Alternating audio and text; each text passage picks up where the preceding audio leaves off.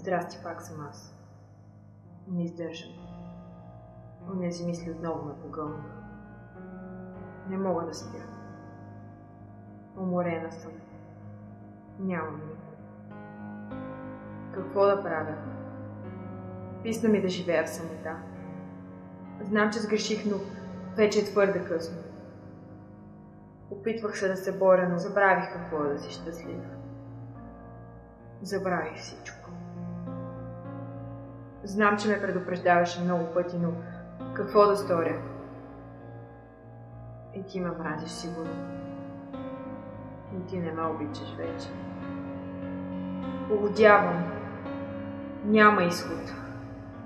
Всички врати са затворени завинаги. Няма старата любов. Остана само тъгата. Онази отвратителна тъга, която постоянно те подсеща колко си самотен. Такава съм. Самотна. Не издържам вече, разбери ме. Сякаш се въртя в този кръг постоянно. Аз съм виновна, че живота ми се превърна в ад. Но мисля да спра да живея в него. Намерих начин да се отърва. Искам свобода, но тук не мога да я получа. Ще търся друг свят, където може би е различно. Може би няма толкова болка и страдания. Може би живота ще е справедлив. Може би. Искам да избягам. Искам да изчезна. Полудявам! Мразя се!